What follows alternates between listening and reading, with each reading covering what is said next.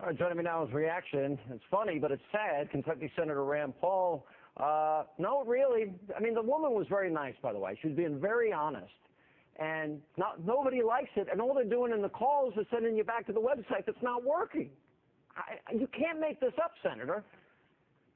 You know, it doesn't surprise me. I've dealt with government for over 20 years in the practice of medicine. And if we have a question we want to ask Medicare, it can sometimes take an hour. The people in my office would get on speed dial and just keep dialing over and over, and then they'll only answer 2 questions. So the government's just not very efficient in handling this, and that's why it's a big danger turning a sixth of your economy. Our healthcare is a sixth of our economy. Turning all that over to government in one fell swoop, I really think the glitches are going to last quite a while. Yeah, well, the other thing is I actually I was on the air today. We made another call in. First we got hung up on. Then I made another call. Then I was put on hold, and they played nice government music for me. And then finally she said, no, I got to recommend you to a supervisor. The supervisor's telling this poor girl what to tell me, and eventually said, shut him down, shut him down. That's what the phone line did today. Yeah.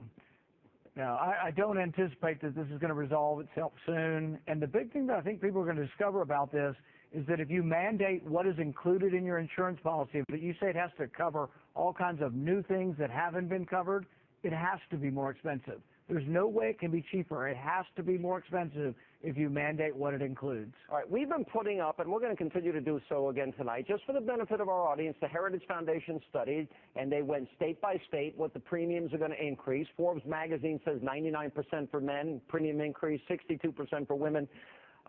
45 states altogether are going to have higher premiums. My question, Senator, is if that's the case, why did we do this when the president said that would not be the case?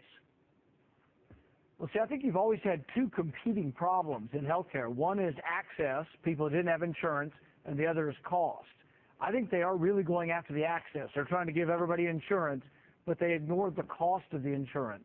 And in my 20 years of practicing medicine, the biggest complaint I got from people who paid for their own insurance or who were employed or who were employers was the cost of insurance. And I think this reform has done nothing to the cost. In fact, I think it's going to elevate the cost of your insurance. Yeah. One of the worst things, now the government, I'm going to play, they put together these propaganda ads. In spite of all the difficulties they've had, they can't just be honest about it. So they get young people, this is the greatest thing ever. We'll run them during the show tonight. Here's one of them.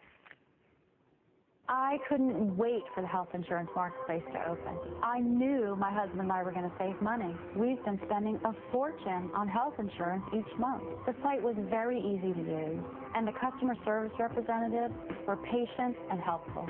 The plan I picked will save us hundreds of dollars each month. It has better coverage, lower deductibles, and lower copays. I couldn't be happier that my family and I are covered. You can be covered too. Go to the health insurance marketplace at healthcare.gov. They're telling us something that to me is like old former Soviet Union propaganda. Doesn't it sound like it to you? The thing about it is, if it's so good and it's free and it's going to be so easy to get on the website, why do they have to advertise to get you to do it? Why are they going door to door trying to convince people that Obamacare is so great? I mean, if it's supposedly free and cheaper and it's going to be the best thing since sliced bread, why do we have to convince people to go buy it?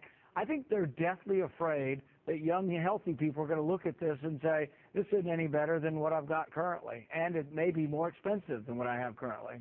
All right, I love what you're pushing here, and this is a constitutional amendment for Congress, and that is that the laws and burdens they place on we the people, that they must apply to them as well. What a great idea. Well, Martin Luther King wrote in a letter from a Birmingham jail, he said that a just law is a law that applies to everyone, has to be binding on everyone, and that if you exclude certain special interest groups from a law, that's the exact definition of an unjust law. So I think this is an amendment that really everybody ought to be able to agree to. There have been a lot of times in our history. Originally, congressional members were exempt from Social Security. That's not true now because people got mad about it. But really, the law should be applied equally to everyone. I think that's a basic precept of the law. So I really think maybe we'll get some bipartisanship on this, and maybe we'll get it passed. We'll see. All right, let me play one of the cut for you. And this is the president, Jay Carney, Kathleen Sebelius, I think should be fired. But anyway, this is them in denial about how bad this thing is. Listen to them, and I want you to respond to them. The system is not failing.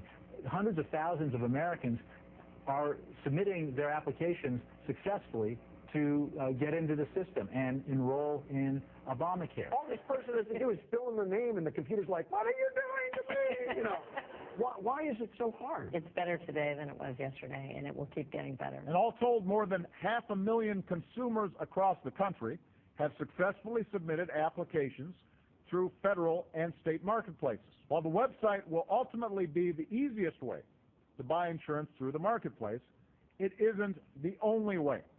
And I want to emphasize this.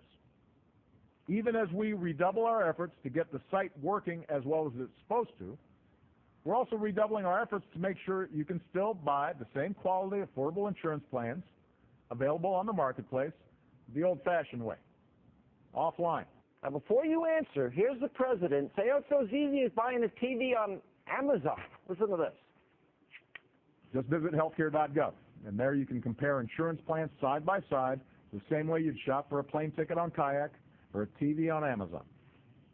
You enter some basic information, you'll be presented with a list of quality, affordable plans that are available in your area with clear descriptions of what each plan covers and what it will cost. You'll find more choices, more competition, and in many cases, lower prices. Most uninsured Americans will find that they can get covered for $100 or less. It's all not true. What's your reaction to what they say versus what the reality is? Well, the thing is about this, Sean, is this is a fundamental misunderstanding. Liberals have no idea of how capitalism works. They have no idea why, when you go to Walmart, products are cheap, how they get from one point to the other, and how they're distributed in such a cheap fashion. Imagine this. Imagine if we took Obamacare and put it in Walmart, and you had a $10 copay, and then you could fill your card up with whatever you wanted.